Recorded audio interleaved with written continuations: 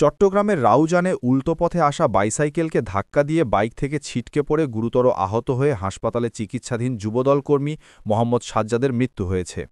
গতকাল বৃহস্পতিবার সকালে চট্টগ্রাম নগরীর মেডিকেল সেন্টারে চিকিৎসাধীন অবস্থায় তিনি মারা যান। এর আগে গত বুধবার বিকাল ৫:৩০টায় রাউজান পৌরসভার ৯ নম্বর ওয়ার্ডের বাইন্নে পুকুর পাড় এলাকার চেয়ারম্যান ঘাটা সংলগ্ন চট্টগ্রাম রাঙামাটি সড়কে এই দুর্ঘটনা ঘটে। নিহত সাজ্জাদ ডাবুয়া ইউনিয়নের ৮ নম্বর ওয়ার্ডের উত্তর হিঙ্গালা গ্রামের শেখ আহমদের ছেলে। নিহতের বাড়িতে গিয়ে দেখা যায় স্বজনদের আহাজারিতে ভারী হয়ে উঠেছে পরিবেশ।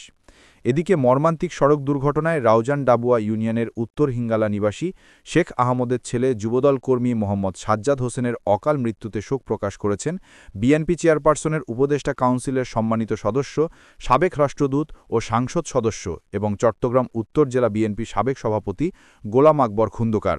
এক বিবৃতিতে তিনি গভীর শোক ও দুঃখ প্রকাশ করে তার বিদেহী আত্মার মাগফেরাত কামনা করে শোকাহত পরিবারের প্রতি গভীর সমবেদনা জানিয়েছেন।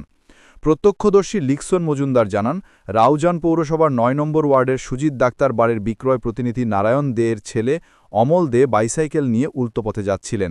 এ সময় দ্রুতগামী একটি বাইক তার বাইসাইকেলকে ধাক্কা দিলে সড়কে ছিটকে পড়েন সাজ্জাদ। তার হেলমেটটি ভেঙে চুরমার হয়ে যায়। সাজ্জাদ ও অমল দেকে স্থানীয়রা উদ্ধার করে হাসপাতালে নিয়ে যান। বাইক ও বাইসাইকেলটি ক্ষতিগ্রস্ত হয়। রাউজান হাইওয়ে থানার ওসি মোহাম্মদ উল্লাহ বলেন, সড়ক দুর্ঘটনায় আহত বা নিহতের বিষয়ে আমাদের কেউ জানায়নি।